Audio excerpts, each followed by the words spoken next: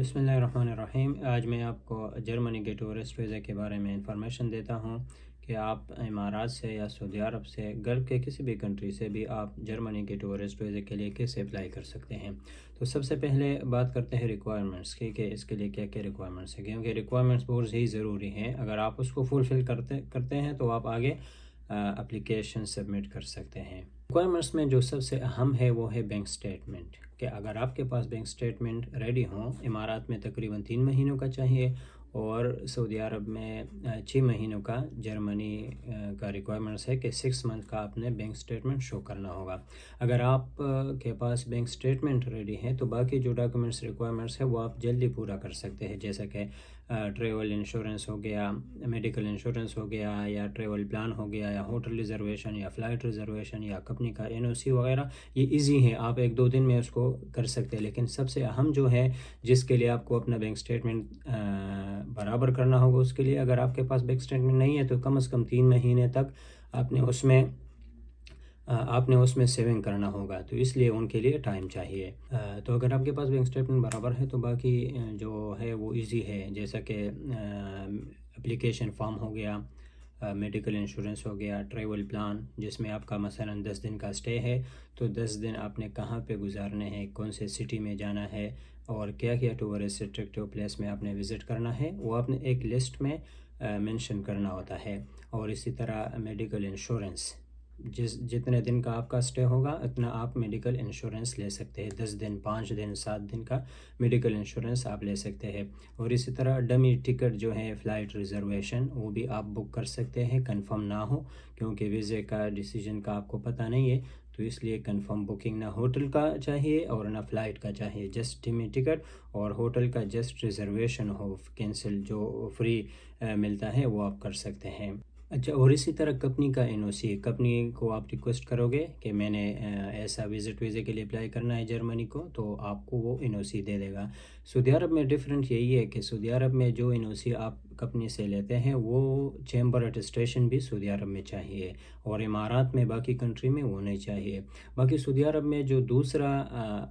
Required documents ہے وہ آپ کو یہ ایگزٹ انٹری پیپر بھی آپ کو چاہیے سبمیشن کے دوران۔ باقی گلف کنٹریز میں کسی بھی نہیں چاہیے سوائے سعودی عرب کے۔ اور اسی طرح آپ کا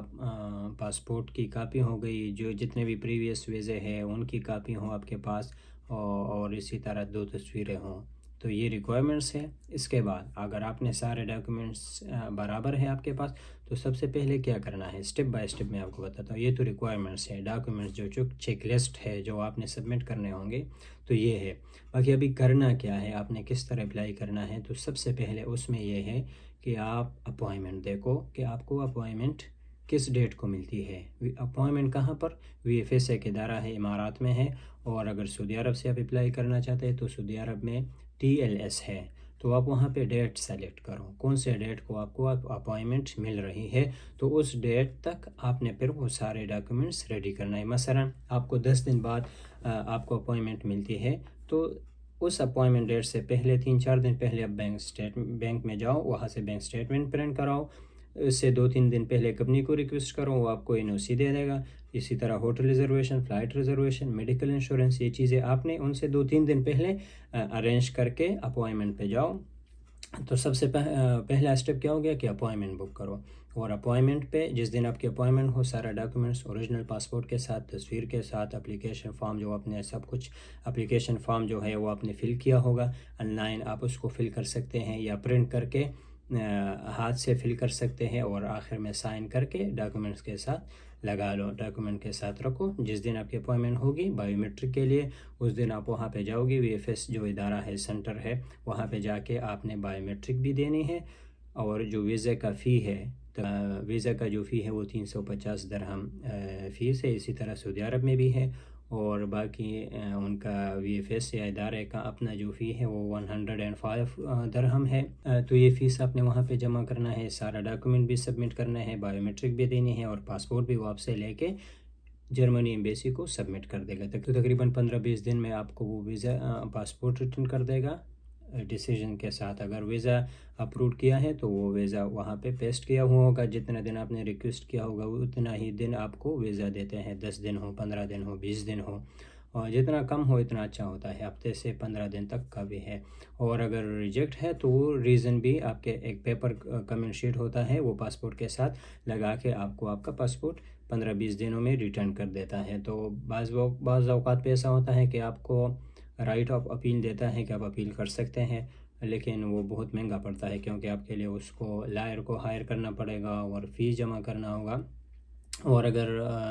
بعض اوقات پہ نہیں بھی دیتے، اپیل کا جو رائٹ ہے وہ نہیں دیتے، بس اپنا ڈیسیژن آپ کو سبمٹ کر دیتے ہیں کہ پاسپورٹ کے ساتھ۔ تو باقی یہ ہے کہ بینک سٹیٹمنٹ کتنا چاہیے، تقریباً کم از کم 17,000 درہم سے کم نہیں ہونا چاہیے، باقی اس سے جتنا اوپر ہو، لیکن یہ ڈیپینڈ کرتا ہے کہ آپ کے وزٹ پہ بھی۔ ہفتے سے 10 دن تک کے لیے 15-16 ہزار درہم سے ابو ہو تو یہ انف ہے، باقی جتنا زیادہ ہوگا اتنا آپ کا فائل پہ مطلب اچھا ہوگا۔ باقی یہ بھی ہے کہ جتنا آپ کا پروفیشن اچھا ہوگا، انجینئر ہے آپ یا سپروائزر ہے، اکاؤنٹنٹ ہے، کوئی سیفٹی انجینئر ہے، اس طرح کا کچھ جتنا اچھا پروفیشن ہوگا، پوزیشن آپ کا اچھا ہوگا، اتنا آپ کا پروفائل اچھا ہوگا۔ اور دوسرا یہ بھی ہے کہ پریویس ہسٹری، ٹریول ہسٹری جو ہے، پریویس ویزا اگر وہ بھی آپ کے پاس ہے تو بھی اچھا ہے، نہیں ہے لیکن آپ کے پاس بینک سٹیٹمنٹ برابر ہے اور آپ کا پوزیشن اچھا ہے تو یہ بھی آپ کا فائل ایک اسٹرانگ کنسیڈر کیا جاتا ہے۔ اگر آپ کا کوئی کویسچن ہو تو آپ کمنٹ سیکشن میں پوچھ سکتے ہیں، میں آپ کو رپلائی کر دوں گا۔